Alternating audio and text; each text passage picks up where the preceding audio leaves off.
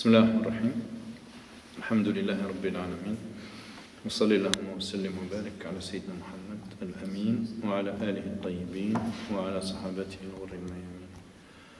اللهم رحمتك نرجو فلا تكلنا إلى أنفسنا طرفة عين أو أقل من ذلك، وأصلح لنا شؤوننا كلها، لا إله إلا أنت.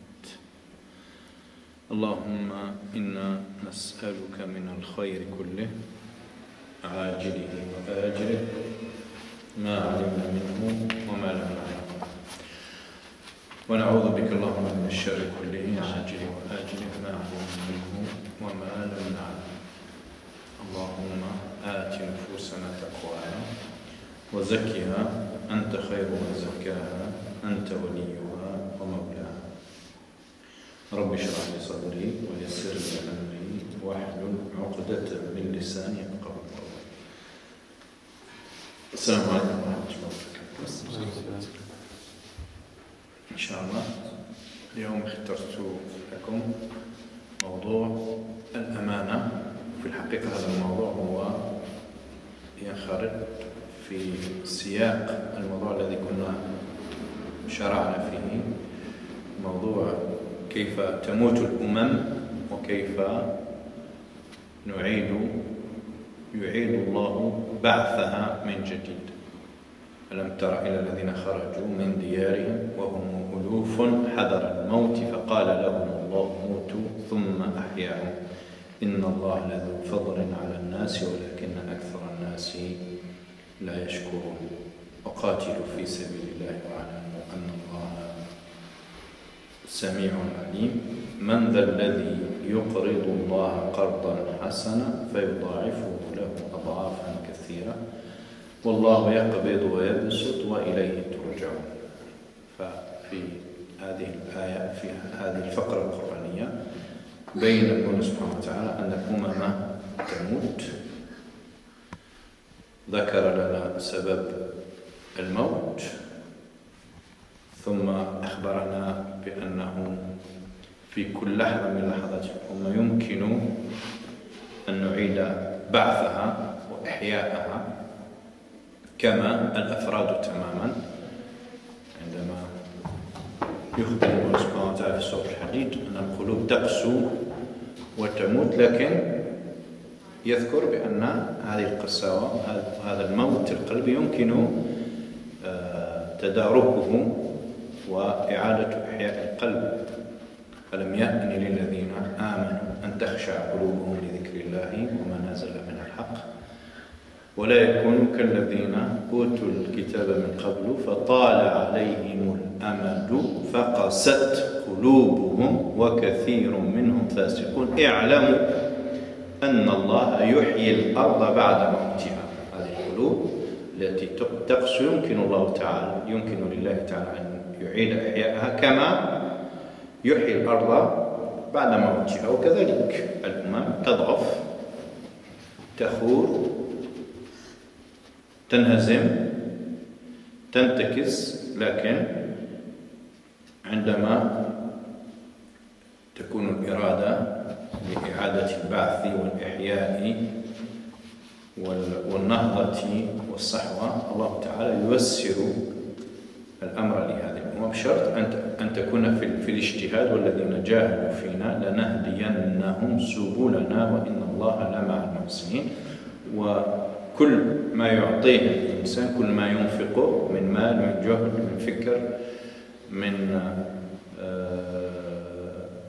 مختلف المجهودات، كل ذلك يصب في النهاية في إعادة إحياء الأمة. ولذلك يقول الله سبحانه وتعالى من ذا الذي يقرض الله قرضا حسنا، ويصف القرض بالحسن.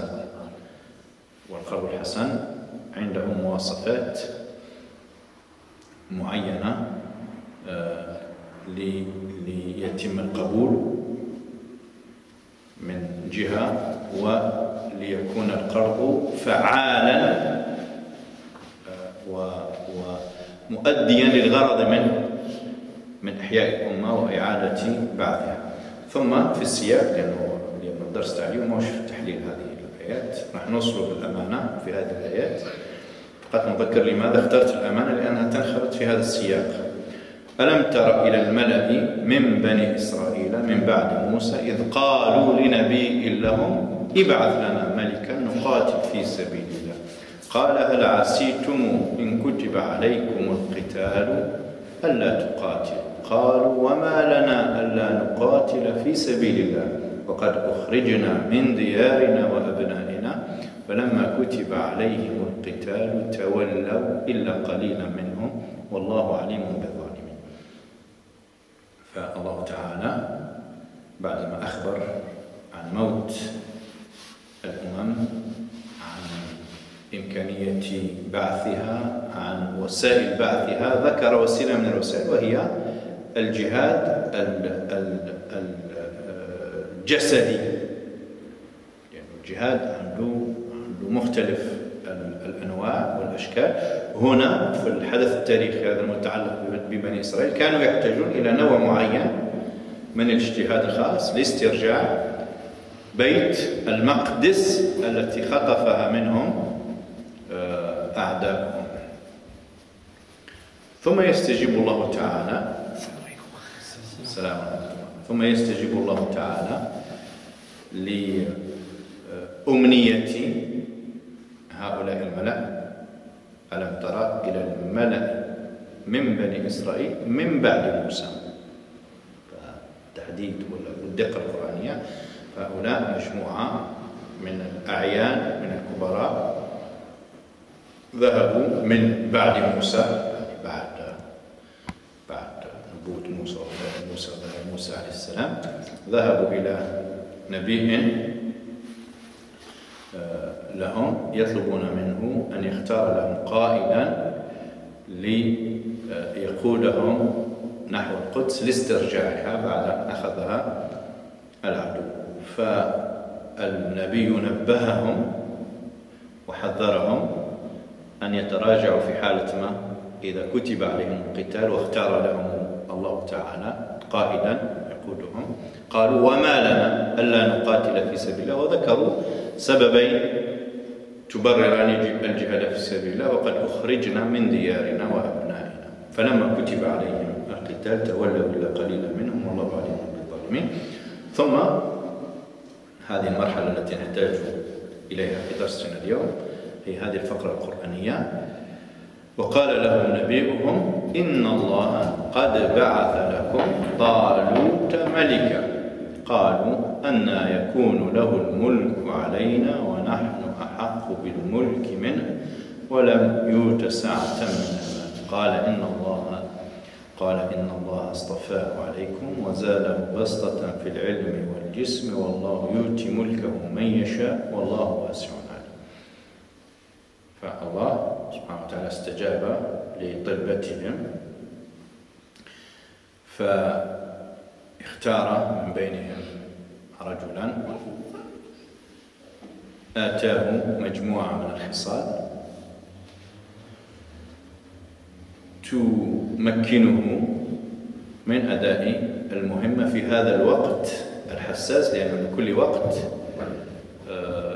لكل وقت رجاله وأولوياته. فهذه المرحلة كانت تحتاج إلى رجل قوي عنده قدرة على تدبير أمور الحق، على تجميع قوى المؤمنين من حوله، قوة على التحمل، عنده خصائص نفسية وكاريزمية تؤهله لأداء هذا الواجب، وخاصة أنه يستجيب للمرحلة التاريخية التي تمر بها الأمة. قد يكون إنسان عنده كاريزما وعنده مواصفات كثيرة، لكن مواصفاته لا تؤهله لقيادة الأمة في مرحلة من المراحل، فالأمة تحتاج إلى مواصفات أخرى. وهذا هو معنى الأمانة في القرآن الكريم يا إخوة. كان النبي عليه الصلاة والسلام يخطب، هذا حديث في البخاري، يتكلم عن الأمانة في البخاري، ضعفه الألباني. حديث صحيح في البخاري في مسند الإمام أحمد، تشوفوا محتوى. ولذلك دراية لا تشوبه شائب الحديث، ينسجم مع كتاب الله ومع أصول الإسلام، حتى وإن كان رواية الشيخ الألباني رحمه الله عنده فيه رأي. أولا هو في البخاري، فلازم واحد يكون عنده قدرة على تحمل المسؤولية لتضعيفه. وثانيا دراية يعني أحاديث أقل من هذا الحديث من ناحية الرواية، لما تنسجم مع أصول الإسلام ومع المبادئ الكبيرة نستحسنها لأنها لا تناقض معلوما من الدين بالضرورة أو قيمة أساسية من دين الله تعالى. فما بالك إذا كان الحديث صحيحا رواية وسليما دراية، يعني محتوى ومضمونه سليم. سأذكره لكم. كان النبي صلى الله عليه وسلم يدرس في المسلمين، فجاء أعرابي يسأله عن الساعة: يا رسول الله متى الساعة؟ يسأله عن الساعة. فواصل النبي عليه الصلاة والسلام حديثا، فقال الصحابة بعضهم لم يسمعه، وقال بعضهم بل سمعه فكره سؤاله. واستمر النبي عليه الصلاة والسلام، ثم لما انتهى من حديثه قال النبي عليه الصلاة والسلام: أين أراه السائل عن الساعة؟ فقال الأعرابي: أنا يا رسول الله عليه الصلاة والسلام.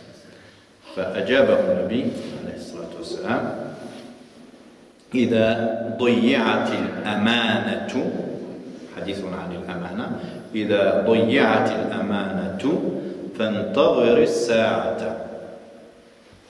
فعاود الأعرابي السؤال: يا رسول الله وكيف إضاعتها؟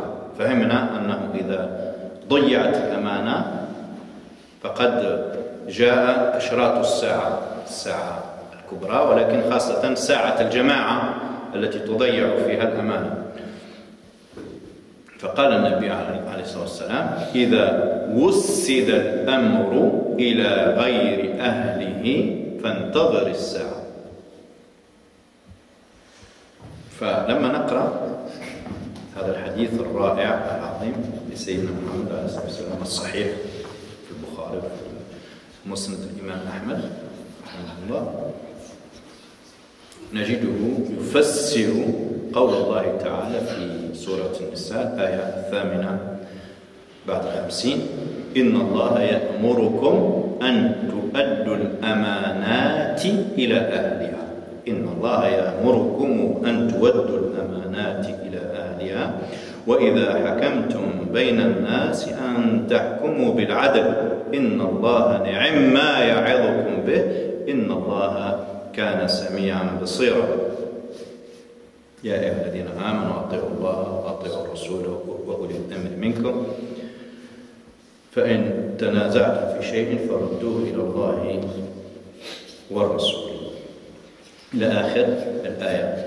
فلما نقرأ قوله تعالى إن الله يأمركم أن تؤدوا الأمانات إلى أهلها ونقرأ حديث النبي عليه الصلاة والسلام، يمكن أن نفسرها كما التالي تفسيرا نبويا عليه الصلاة والسلام: إن الله يأمركم أن توسدوا الأمور والمسؤوليات إلى أهلها، لأن هذا هو المقصود. يأمركم أن تؤدوا الأمانات، أمانات العام، الديبو، بمعنى أن واحد يسلفك يقرضك شيء، لكن هذا المعنى العام هنا بالذات حسب السياق.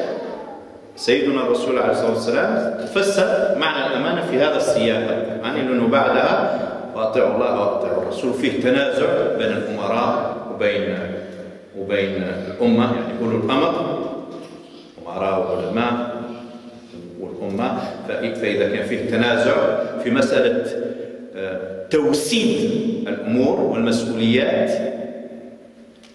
إلى جهات معينة، إذا فيه تنازع ينبغي أن نعود إلى القرآن الكريم، إلى سنة النبي عليه الصلاة والسلام، واستلهامهما حول الطريقة التي ينبغي أن توسد الأمور والمسؤوليات والأمانات إلى أهلها. ابن تيمية رحمه الله كتب كتابا السياسة الشرعية، في أحكام الراعي والرعية. كل الكتاب يحوم حول هذه الآية: إن الله يأمركم أن تؤدوا الأمانات إلى أهلها وإذا حكمتم بين الناس أن تحكموا بالعدل إن الله نعم ما يعظكم به. Donc je disais que la thématique de l'amana, le dépôt, est une thématique en fait qui s'inscrit dans le paragraphe, dans le contexte coranique, dans le long paragraphe coranique de la sourate al-Baqarah, à partir du verset 243 de la deuxième sourate, la sourate de la Génis, et dans laquelle Allah subhanahu wa ta'ala nous entretient sur le déclin, la décadence des nations, des communautés, des peuples, les causes de cette dégénérescence, ce crépuscule, de ces moments de déclin de la Ummah, les causes, et la possibilité de régénérer cette Ummah. Il n'y a pas un instant historique qui soit irréversible, quel que soit l'état de dégradation, le décadence de la Ummah. Il y a toujours matière, possibilité de la faire régénérer, renaître de ses cendres. Après Allah, il nous dit le comment de cette régénérescence. Il suffit d'être dans l'effort, dans la volonté, la résolution de réformer sa personne et son environnement, d'adapter son action en fonction des besoins de la Ummah, d'où le fait que Allah qualifie cette action de bonne action, de bon prêt. Le prêt, c'est l'action qui veut bien faire à Allah un beau prêt. La beauté du prêt, elle consiste en ceci, entre autres. Il y a la sincérité dans l'effort, il y a l'efficacité, il y a le fait qu'on ne doit pas être dans al-man wal-adha, la tubtilu sadaqatikum bil-manni wal-adha, le fait de faire grand étalage de ses actions, de les énumérer, n'est-ce pas? Non, tous ces critères doivent caractériser nos actions. Mais, en plus de tous ces critères communs à toutes les actions menées par le croyant, il y a surtout la nécessité d'adapter son action aux besoins de la Ummah.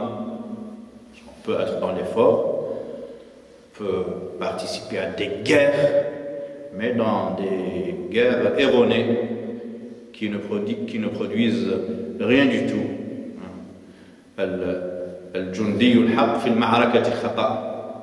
Le vrai soldat, glorieux, mais dans la guerre injuste, erronée, décalée, déphasée. N'est-ce pas? Tel que ce chiffre plein Jumu'ah que j'entends dire Allahumma alayka bil Jahmiya.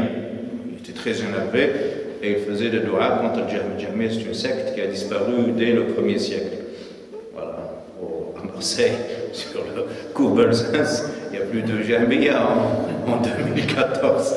Voilà, il est très énervé, très remonté dans le Jumu'ah et avec les prières avec lui, Amin, puisse-tu Allah faire disparaître les Jahmiya qui sont disparus d'il y a 14 siècles. Ils sont morts, les pauvres, et décomposés, et ils sont rassasiés de mort. C'est une anecdote, bien sûr, c'est pas le propre des imams, alhamdoulilah. Juste pour dire, il faut calibrer, adapter des efforts, des actions qui répondent à des besoins, à des maladies, à des dysfonctionnements de notre Ummah. Pas être en déphasage, en décalage par rapport aux besoins de notre Ummah. D'où ce qualificatif, masha'Allah, al-qard al-hasan, le beau cadeau, le beau prêt, n'est-ce pas?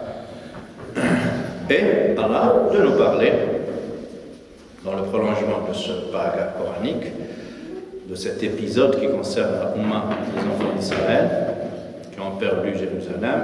Allah à leur demande, bien sûr, ils ont demandé à leur prophète de déléguer, de désigner pour eux, à leur tête, un chef qui les fédère, qui les rassemble et qui les dirige vers la récupération, la restitution des lieux saints de la terre, Al-Quds. Ce que Allah a exaucé, qu'Allah a accepté cette demande, faite par les notables, un certain nombre de notables. Après Moïse, Allah nous dit, n'as-tu pas vu les notables, un certain nombre de notables, après Moïse, après le décès de Moussa, lorsqu'ils sont venus soumettre à leur prophète, envoie d'entre nous un roi pour nous diriger, pour nous encadrer, de manière à restituer, récupérer nos biens de salut, et au prophète de lutter sur leur résolution, sur la fermeté de leur volonté d'aller combattre et récupérer les terres saintes. Voyez-vous si Allah décrète pour vous l'obligation de combattre l'ennemi, n'allez-vous pas rebrousser chemin, changer d'avis, montrer vos talents, et eux de dire non?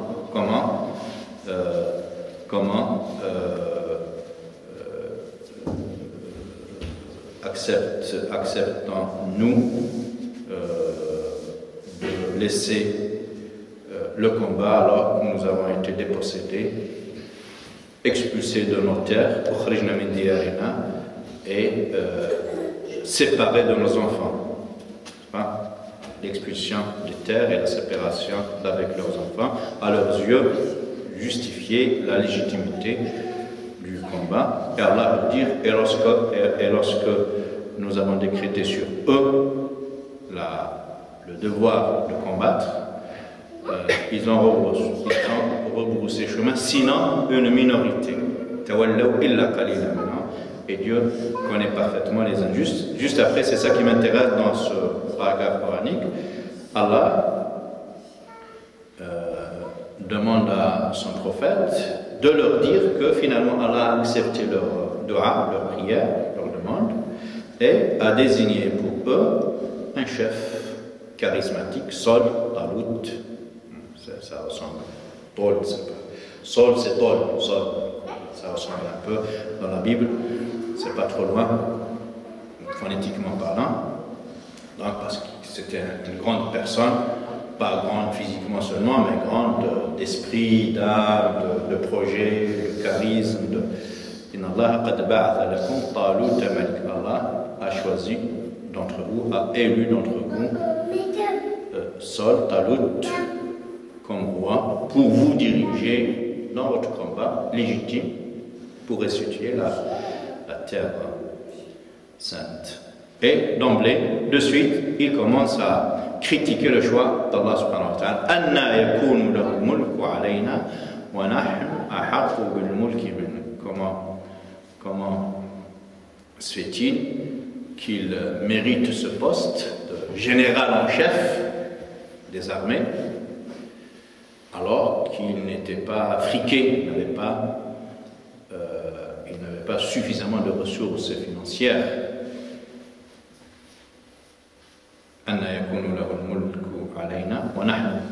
Avant les ressources financières, il y a une noblesse, il n'appartient pas à une noblesse.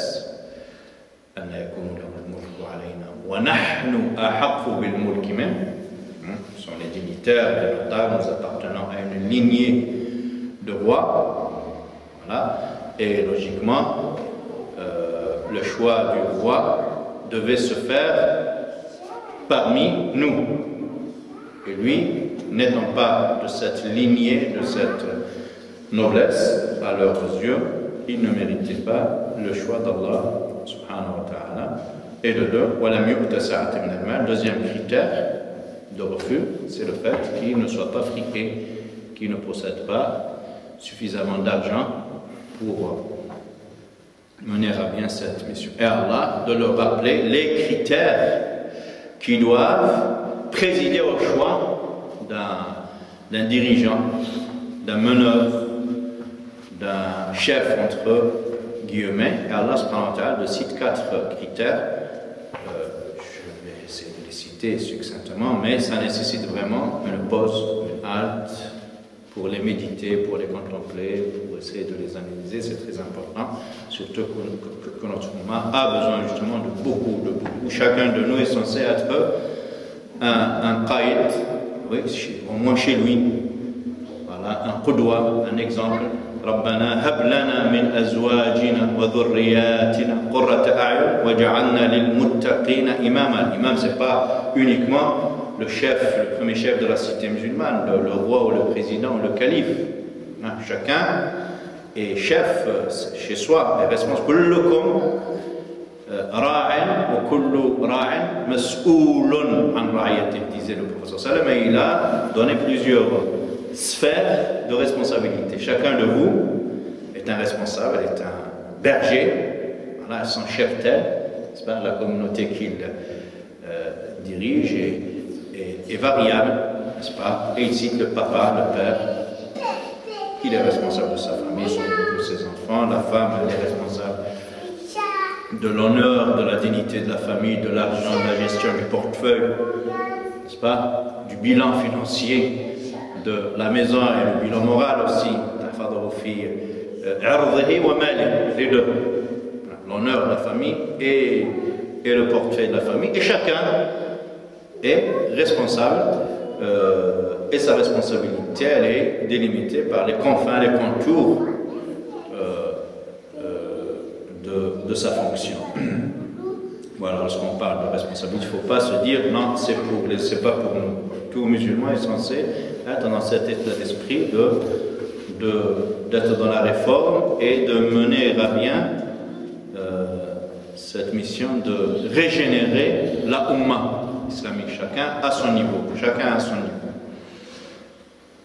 D'où le fait que je reviens systématiquement sur le refus de taqlid, le fait de dire que les imams nous dispensent de réflexion, tout ça, je l'ai dit, je le redis, je le redirai toujours, Inch'Allah, parce que tout un chacun est censé être dans l'effort physique, intellectuel, interprétatif, n'est-ce pas, des textes, du contexte, même si on ne lui demande pas de produire des fatwas, des avis juridiques, au moins être en phase, n'est-ce pas, être en symbiose avec les finalités de notre religion, n'est-ce pas, l'intégrer, la digérer, l'intérioriser de manière à être imprimé dans sa manière de penser, de déguster, d'agir, de se comporter par cette philosophie islamique, par cette spiritualité islamique. C'est très important. Donc, parlons de ces critères. Allah il parle de 4 critères, mashallah, si vous voulez on y reviendra un jour, mais là déjà on peut dire 2 mots. Inna Allah astafahu alaykum, la première. C'est Allah qui l'a élu, dans ce sens qu'il l'a prédisposé dans la matrice de sa maman, il l'a doté de qualités, de prédispositions qui lui rendent aisé, facile l'accomplissement de cette mission. Et Allah, lorsqu'il nous crée, on n'en est pas avec les mêmes qualités, avec les mêmes prédispositions. C'est pas vrai. C'est lui, Allah, qui vous donne forme dans la matrice de vos mamans, comme il veut. C'est-à-dire, c'est quoi comme il veut? Arbitrairement comme ça? C'est pas vrai. C'est pas Iradat Zuhair ibn Abi Sulma, Ra'aytu al-manaya خبط عشواء من تصب تمته ومن تخطئ يعمر فيحرم. C'est pas une volonté aveugle, arbitraire, celle d'Allah, c'est une volonté qui intègre cette vue d'ensemble, cette vue panoramique, n'est-ce pas, de donner forme au bébé, au fœtus, qui qui sont à même de construire une société, de répondre aux différents besoins de cette société. N'est-ce pas? C'est très important.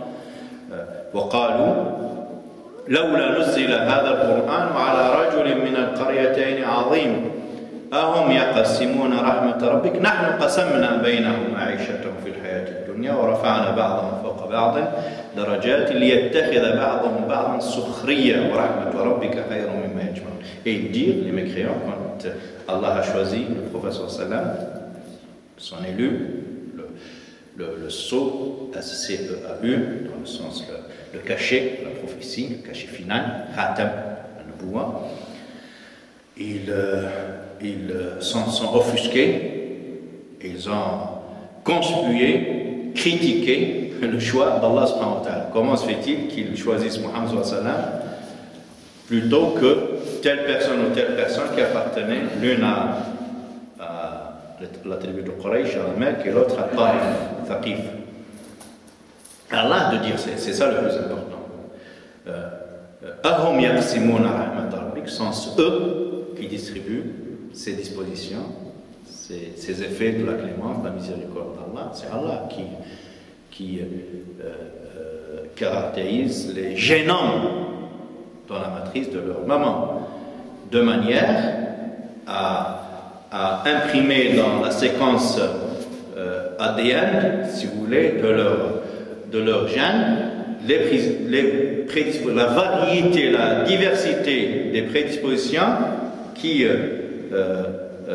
répondent aux différents besoins de la Ummah, de la société. Il n'y a que Dieu qui est au courant, qui a cette vue d'ensemble et qui donne, n'est-ce pas, à chacun les prédispositions qui sont les siens. C'est très important, c'est une philosophie, on peut passer des heures sur ça, et nous resterons sur notre fin parce que cette thématique elle est très importante. Je le dis surtout à tous les frères et sœurs qui veulent singer d'autres personnes. Je veux être comme l'autre. C'est grave comme volonté. Oui, je veux être comme lui, éthiquement, mashallah, mais tu n'as pas le droit de dire que toi tu ne vaux rien si tu ne singes pas, si tu ne mimes pas, si tu n'imites pas telle autre personne. Tu es en train de dire qu'Allah t'a créé pour rien du tout. Subhanaka ma khalaqta hada batila. Tu es un exemplaire unique. Tes dotations à toi, tes prédispositions sont uniques. En dosage, on peut trouver des recoupements, heureusement. On est des hommes, on a tous on a la possibilité de comprendre, de sentir, de spiritualité, mais avec des dosages très différents. Et ces dosages, c'est Allah qui les a placés en nous. C'est très important. Et chacun doit adorer Allah subhanahu wa ta'ala selon cette potion particulière, spécifique qui est la sienne. Tu as des caractéristiques mentales, intellectuelles, spirituelles, caractérielles, physiques, tout. Donc, ton ensemble, il produit une empreinte génétique unique. Dans les milliards et les milliards que Allah a créés, on ne trouvera pas deux exemplaires identiques. Des recoupements, oui, des ressemblances, oui, des similitudes, oui, mais une juxtaposition intégrale, c'est pas possible. Pas possible. Anta nasijon wahdaka. Nos ulama de l'akhlaq l'ont dit il y a très longtemps. Anta nasijon, tu es un tissage, nasij, particulier, seul, unique, un exemplaire unique. Allah, il a créé comme toi seul. Personne ne te ressemble. Donc, n'essaie pas d'imiter d'imiter dans le sens de les singer, d'être à leur identique. C'est pas, on imite tous le prophète, mais le prophète n'aimait pas il aimait tout ce qui est sucré. Est-ce qu'on est obligé de faire la même chose? Par exemple, je dis, le prophète sallallahu alayhi wa sallam n'aimait pas al-dab, c'est la gergoise, al-dab. Ce sont des spécificités prophétiques, des goûts culinaires, n'est-ce pas? Et chacun a le droit de développer des goûts en fonction de ce que Allah lui a donné. Mais au-delà de ça, éthiquement parlant, spirituellement parlant, n'est-ce pas? Notre prophète Mohammed, il est notre exemple suprême, alayhi salatu wassalam. Voilà. Si on dit ça sur Mohammed, à plus forte raison, on le dit pour les gens qui sont en dessous de sa personne, alayhi salatu wassalam. Voilà, donc juste pour revenir à notre thématique, Inna Allah astafahu alaykum, c'est Allah qui a imprimé en lui ses caractéristiques, ce charisme, ses prédispositions, ses qualités qui font de lui un meneur. Voilà. Zadahu bastatan fil ilmi wal jism. Comme la situation mérite un homme de guerre, de stratégie, donc cette caractéristique, elle existe chez ce monsieur, bastatan fil ilm, donc une valeur ajoutée, une plus-value, une plus-value scientifique, en savoir qu'Allah subhanahu wa ta'ala, à maintes reprises, demain, Inch'Allah, dans le Jumu'ah, on parlera de cet aspect du savoir, Inch'Allah subhanahu wa ta'ala. Wadhkur fil kitabi, wadhkur ibadana Ibrahim wa Ishaqa wa Yaquba ulil aydi al-quwa wal absar. Donc, c'est la capacité d'anticiper cette capacité d'être dans la stratégie, dans l'anticipation, de ne pas se laisser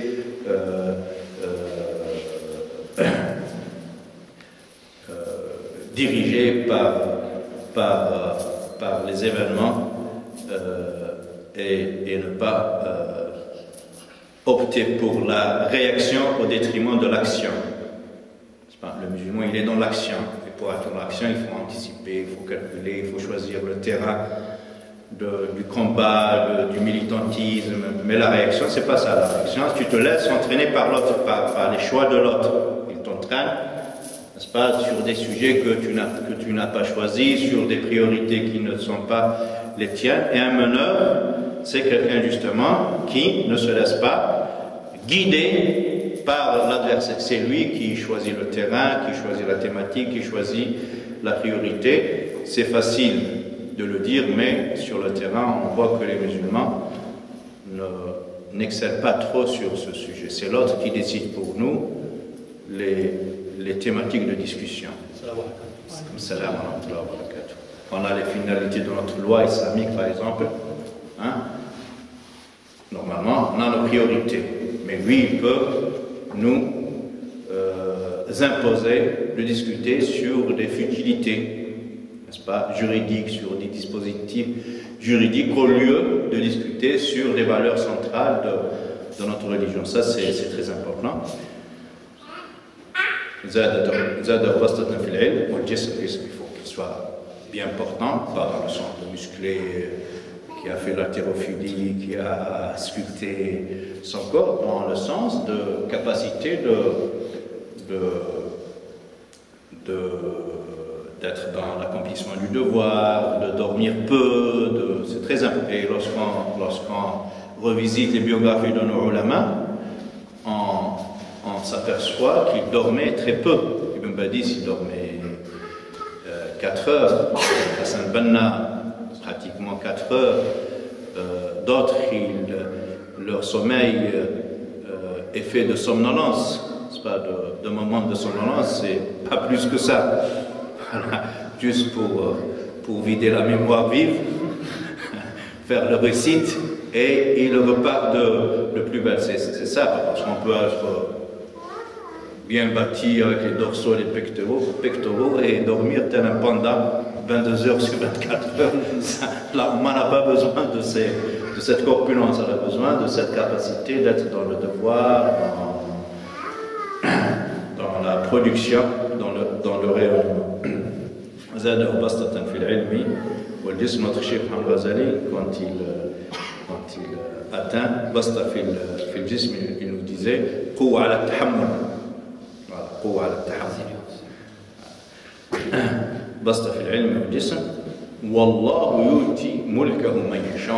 Ça, c'est le concours de circonstances qui échappe Alors, vous voyez, dans les 4 critères, Allah subhanahu wa ta'ala a cité 2 critères accessibles à l'homme, on peut les contrôler plus ou moins, et 2 autres critères, le premier et le dernier, qui échappent à la volonté de l'homme. Les prédispositions, ce n'est pas nous qui choisissons nos prédispositions, c'est Allah qui les imprime en nous, dans les matrices de nos mamans, comme dit le Coran. Et le concours de circonstances, il y a des moments de l'histoire, n'est-ce pas, qui demandent des CV, des formations, des profils très précis. Et ça, c'est Allah qui fait converger, n'est-ce pas, le profil de la personne avec le besoin de la Ummah. Très souvent, on trouve des profils. Masha'Allah, Ibn Taymiyyah, il était hors norme à son époque, mais le pauvre, il a coïncidé avec un moment de déclin, une chute de la Ummah, qui a fait que la Ummah ne bénéficie pas de son rayonnement à son époque. Au contraire, on a trouvé beaucoup de ulama se liguer contre lui avec Sultan, même des spiritualités. Ibn Ata'illah Sikandari, Sahib Hikam par exemple, c'est une sommité spirituelle, mais qui était du côté du pouvoir contre Ibn Taymiyyah. D'autres personnes, pas avec le pouvoir, mais ils étaient très virulents dans leur riposte contre Ibn Taymiyyah. Subki, lorsqu'Ibn Taymiyyah a parlé de Fana Nar, il a émis une fois l'hypothèse que Jahannam, l'enfer, s'éteindra un jour. Voilà, contrairement au paradis. Et ça a suscité une levée de boucliers, un taulier de critiques, et Subki de rédiger, et même Subki, le grand chef hérite, une sommité, de rédiger une épître pour répliquer à Ibn Taymiyyah et de le qualifier Al-Dal al-Mudil, l'égaré et l'égarant. C'est grave comme, vous voyez, comme Ibn Taymiyyah à son époque, le pauvre, il n'a pas trouvé l'écho que ses prédispositions, n'est-ce pas, lui donnaient, si vous voulez.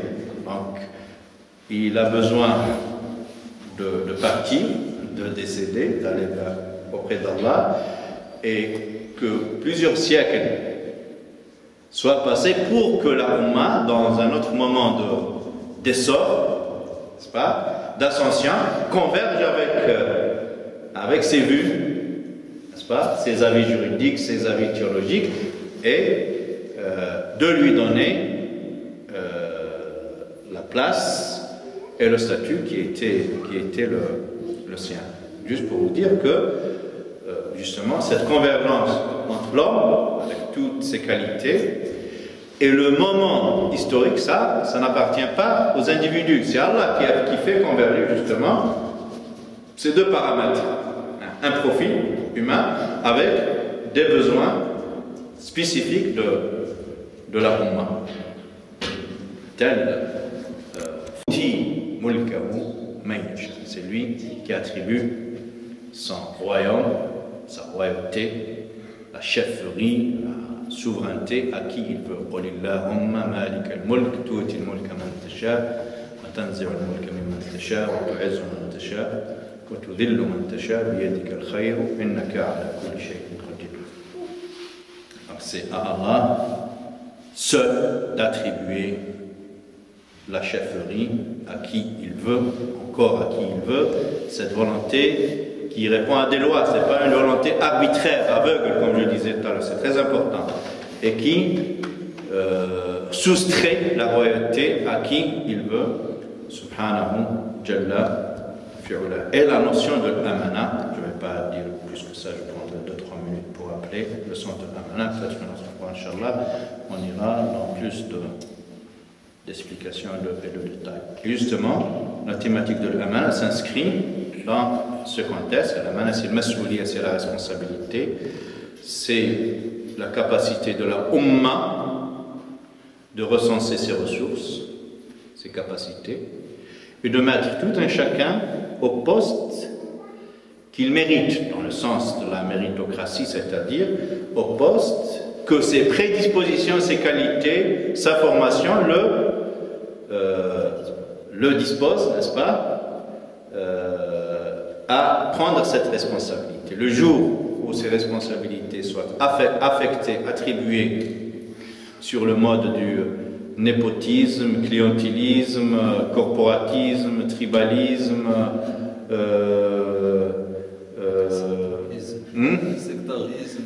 sectarisme, nationalisme et autres critères qui n'ont rien à voir avec la méritocratie, la Oumma décline. Parce qu'on trouvera partout des médiocres, sans atout, sans prédisposition, sans qualité, occuper des postes, n'est-ce pas? Et pour se maintenir à ces postes, ils ont besoin de médiocres comme eux, pour les entourer, voilà, et on assiste à une inflation de médiocres, d'incompétents, et lorsqu'on arrive à ce stade de médiocrité, la Oumma dégénère, décline et s'éteint, et son heure sonnera, comme a dit le prophète dans la définition de l'amana. Donc il était en train de discourir, le prophète à l'adresse d'un certain nombre de compagnons, et à un bédouin de venir lui poser la question. Il faut savoir, entre parenthèses, que les compagnons du prophète aimaient beaucoup ces visites inopinées des bédouins, parce que les bédouins n'avaient pas les us et les coutumes, ils n'avaient pas le sens de la délicatesse. Ils venaient, ils posaient toutes les questions qui leur traversent les esprits. Les compagnons avaient une certaine éthique, une certaine pudeur, donc ils s'auto-censuraient dans les questions qu'ils posaient au prophète. Et parfois ça les frustre de ne pas pouvoir se dénuder devant le prophète, dénuder spirituellement, je crois, psychologiquement, et dire tout ce qui leur traversait l'esprit. Ils n'avaient pas cette. Parmi les compagnons, il y en avait qui disaient: de ma vie, je n'ai pas rempli mes yeux du visage du prophète, par pudeur. Ils n'arrivent pas à regarder le visage du prophète, tellement il était dans. Donc, de là à poser des questions délicates, ça ne leur traversait même pas l'esprit. Et quand un bédouin venait, ils étaient toute joie à lui dérouler le tapis rouge pour qu'il pose cette question, parce que ça les sert en information. Et donc, à ce bédouin de venir improviser une question en plein discours. Le prophète était en train de parler, donc il n'avait même pas, ce bédouin, la délicatesse de laisser le prophète terminer son discours. En plein discours. L'autre, il parle au prophète quand est-ce que la fin des temps? Directement. Et le prophète de ne pas le calculer entre guillemets, et aux compagnons de se poser la question. Les uns ont dit, c'est un hadith dans le Bukhari, combien même Albani l'invalide, ça c'est son affaire. Il est dans le Bukhari et dans Musnad Ahmed. Dans le Bukhari, dans Sahih al-Bukhari, parce qu'on peut dire dans le Bukhari, mais dans l'Adab al-Mufrad. L'Adab al-Mufrad, c'est un livre qui réunit l'authentique, le dhaïf, l'invalide et tout. Là, on parle de Sahih al-Bukhari. N'est-ce pas? Donc on est bien clair sur ça. Et donc, au besoin d'interrompre le prophète impoliment et de lui dire au prophète quand est-ce que sonnera la fin des temps, la fin du monde. Le prophète d'enchaîner dans son discours, et aux compagnons de dire les uns, il a dû ne pas l'entendre, il a dû ne pas entendre la question. Ça, c'est une interprétation. Une autre catégorie de compagnons qui étaient présents se sont dit, il a dû l'entendre, mais il n'a pas aimé, il n'a pas apprécié sa question. Ça parle de la fin du temps. Ce n'est pas une question utile, n'est-ce pas? Mais le prophète avait bien entendu, on le verra dans la suite du hadith. Il a terminé son discours, le prophète et juste après avoir terminé, il a regardé gauche et à droite et il a dit qui était la personne qui m'a interrogé sur le Sa'a est au besoin de dire moi, au prophète, c'est moi, et le prophète, sallam, de dire que la fin des temps sonnera, la fin du monde sonnera, lorsqu'on bâcle la notion du dépôt. C'est le bâclage, c'est la perdition, c'est lorsqu'on perd le sens de la de l'amana, du dépôt. J'anticipe. Et au besoin de revenir à la charge. Mais en quoi consiste le bâclage du dépôt, la perdition du sens du dépôt au prophète au kayfa ida'atuha, au prophète de dire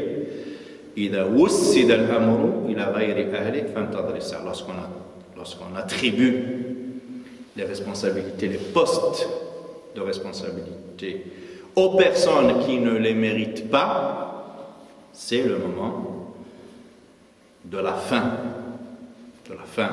du monde.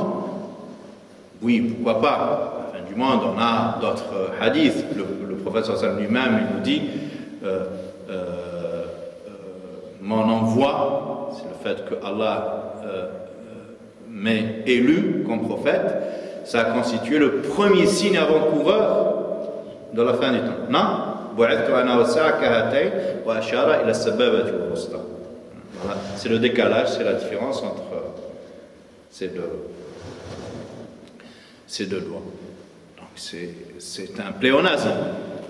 Donc il s'agit surtout de la fin du temps du groupe, de la société, de l'association, de la collectivité qui laisse régner d'entre elles le bâclage du dépôt et qui fonctionne sur le mode d'attribuer des responsabilités sur le mode, comme je disais tout à l'heure, du clientélisme, du népotisme, du corporatisme, du sectarisme, du parti, parce qu'il est près de mon parti, de ma mouvance, de mon courant.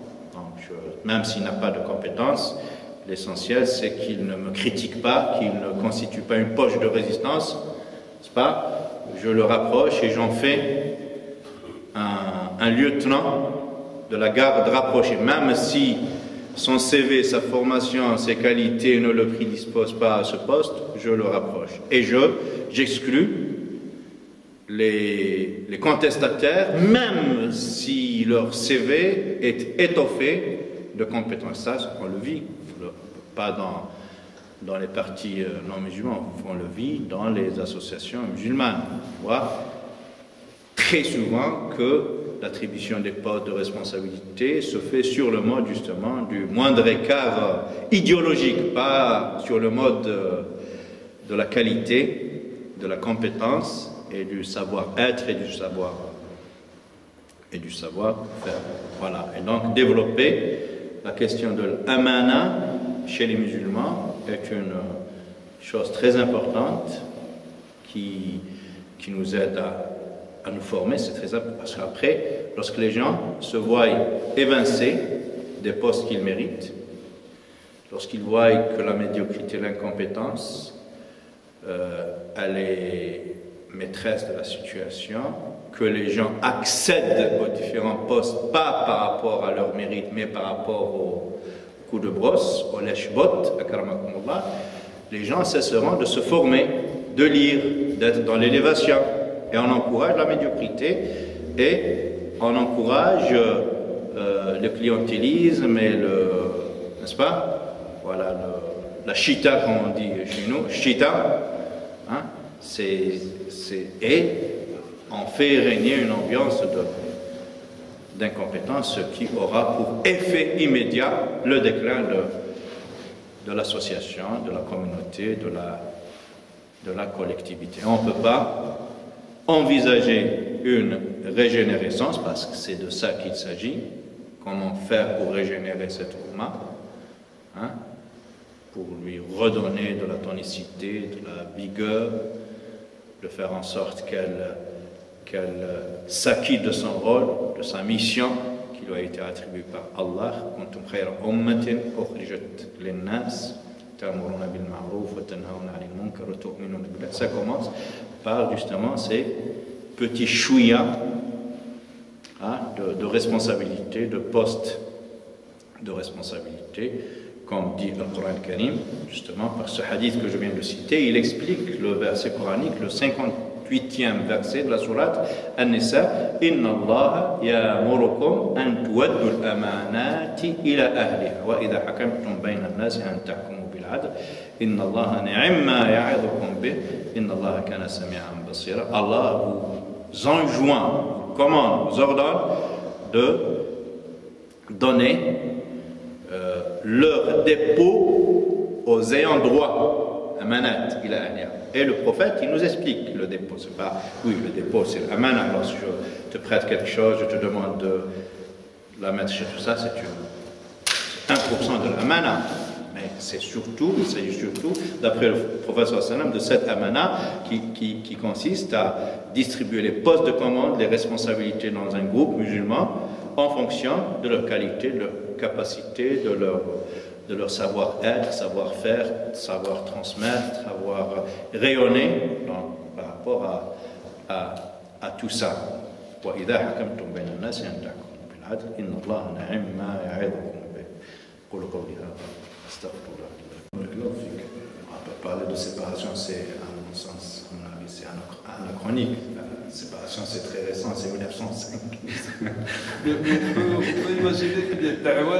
Oui, peut-être un discernement, un sain discernement entre les prédispositions des uns et des autres. Il se peut aussi qu'un certain nombre de prophètes, on le sait, chez les enfants d'Israël, on a connu des prophètes rois, mais des prophètes qui ne le furent pas, des prophètes, qui n'étaient pas rois. Et Daoud et Sulayman faisaient partie de ces prophètes rois, ce qui n'était pas le lot de tous les prophètes d'Israël. Il se peut aussi qu'il s'agisse d'un prophète dans les confins de sa responsabilité prophétique était restreint au seul apostolat, au seul rayonnement spirituel et juridique, mais l'aspect militaire, il était dédié à une autre lignée. Ibn Ashur, il a parlé de deux lignées chez les Bani Israël. Après, lui, il s'est inspiré de la Bible.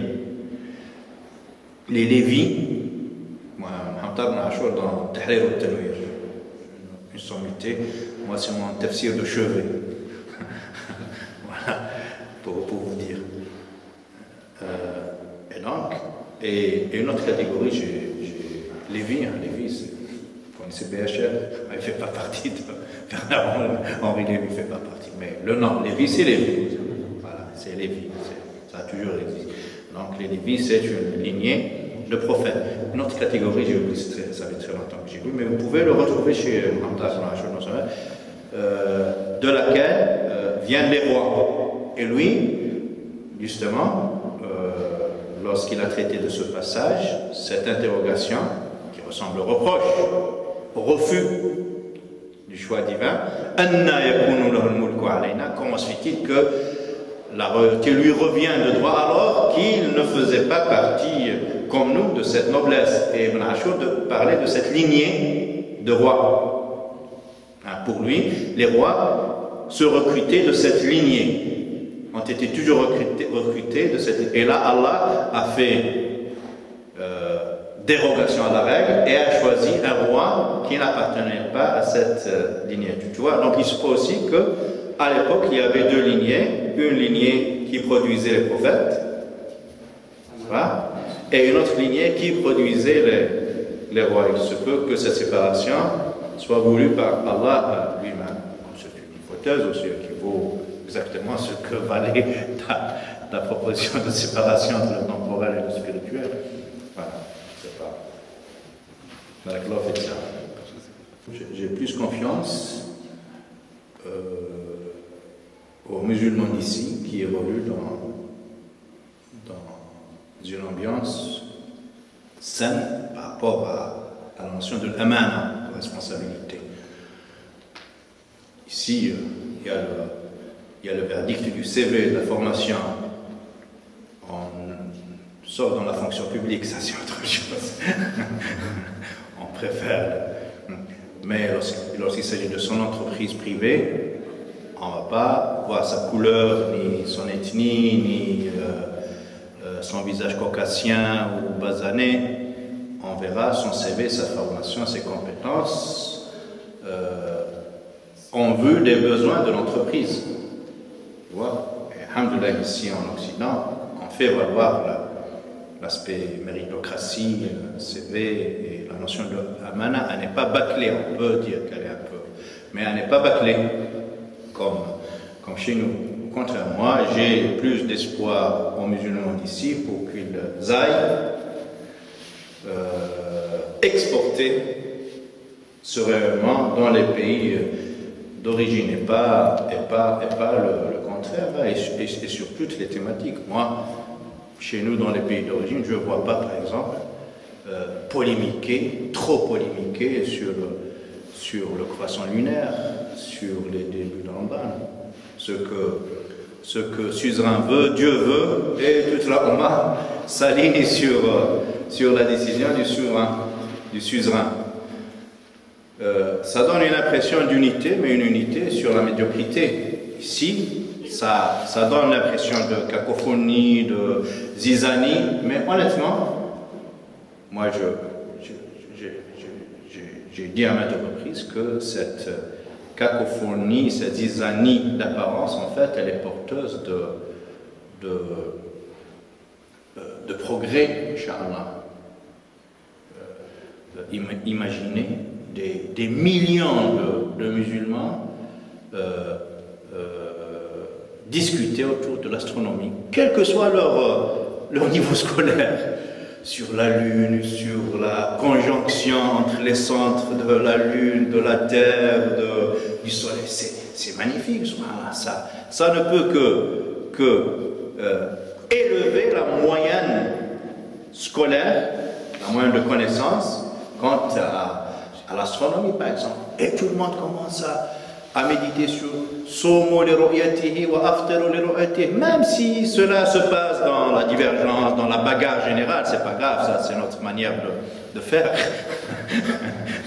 d'être dans la ferveur. Mais c'est cette capacité de méditer que les littéralistes, Zahiri al-Jadida, les gens qui intègrent la philosophie des finalités de la loi dans leur approche des textes, et on voit s'opposer les deux approches d'une manière salutaire, providentielle. Alhamdulillah, on ne le voit pas là de suite, mais sur le moyen long terme, ça se verrait, Inch'Allah, subhanahu wa ta'ala. Parce que tout le monde commence à vouloir comprendre pourquoi aftaru li ru'yati, somu li ru'yati wa aftaru li ru'yati. Et les autres se permettent de dire que le calcul astronomique peut se substituer à la constatation oculaire. Et ça invite, ça suscite, ça provoque les intelligences musulmanes à méditer, à contempler, à croiser les fers.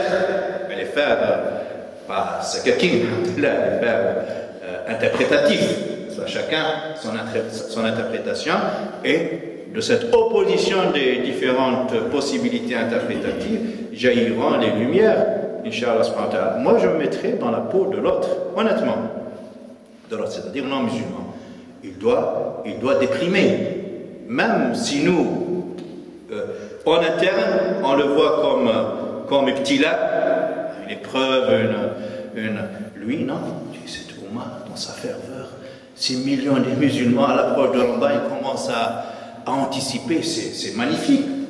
Pour lui, lorsqu'il se compare à lui-même, cette indifférence, cette désertion des lieux de culte sont précisés, n'est-ce pas, comparativement à ces mosquées qui non seulement ne désemplissent pas, mais ils sont dans la ferveur, dans la bagarre générale pour déterminer le début du mois de Ramadan. Si l'autre, c'est vraiment, ça l'invite à méditer. Pour lui, c'est un élément de réveil de cette Ummah, même, encore une fois, si cela se fait dans le désordre, mais moi je l'ai dit À Marseille, on est en train de faire des réunions, on est à la 3e réunion pour unir la détermination du mois de Ramadan. Oui, pour faire évoluer. Et les frères, les imams se bagarrent. Inch'Allah, c'est bien. Et moi de dire à un certain moment, de citer un verset coranique, وَتُرِيدُونَ أَنَّ غَيْرَ ذَاتِ الشَّوْكَةِ تَكُونُ لَكُمْ وَيُرِيدُ اللَّهُ أَنْ يُحِقَّ الْحَقَّ بِكَلِمَاتِهِ وَيَقْطَعَ دَابِرَ الْكَافِرِينَ. Le prophète sallallahu alayhi wa sallam, à un certain moment, pour éponger un peu la pauvreté des compagnons des émigrés qui sont venus de la Mecque, ils ont laissé leur terre, leur bien immobilier, n'est-ce pas? Ils sont venus. Et les dignitaires qurayshites ont pris tous les biens des compagnons du prophète. Et le prophète avait un but, un objectif très limité. Il a décidé, avec une poignée de compagnons, d'aller intercepter la caravane d'Abi Sufyan pour prendre un peu de biens, n'est-ce pas, de marchandises et de butin, n'est-ce pas, pour les redistribuer à ses compagnons, mais qui ont tout laissé à la Mecque. Le but, ce n'est pas grandiose, c'est juste pour aider un peu, être solidaire avec ces immigrés très pauvres, paupérisés par les dignitaires Abu Sufyan et compagnie. Et Allah de dire, vous avez comme objectif ce but, intéressant oui, mais très limité dans la visée de Dieu, n'est-ce pas? Dans les desseins, dans le plan de Dieu, c'est pas grand chose. À travers cette interception, n'est-ce pas, cette décision du prophète, ce qui était parti pour être une simple, entre guillemets, razzia, pour prendre quelques butins, pour éponger la pauvreté d'un certain nombre de citoyens musulmans de Médine, Allah en a fait une action d'une grande envergure, casser la figure de l'batal, n'est-ce pas, et enraciner, ensoucher, établir la vérité coranique. Voilà. Donc nous, à travers ces polémiques, par exemple, concernant le poisson lunaire, on a des visées toutes courtes. On veut unir les musulmans sur le début de Ramadan. C'est bien, mais à travers ça, vu de loin, Allah réalise des choses qui nous échappent à nous. Donc cet intérêt porté à l'astronomie, au savoir, à la science, à la méditation du hadith, à la confrontation des épreuves, à la démonstration, à la contre-démonstration, c'est magnifique. Et donc tout ça, ça excite, ça suscite positivement, n'est-ce pas, les curiosités, l'intelligence de la Ummah, Inch'Allah, subhanahu wa ta'ala. Et donc, ça dépasse le simple but de déterminer le premier jour du mois lunaire et le dernier jour de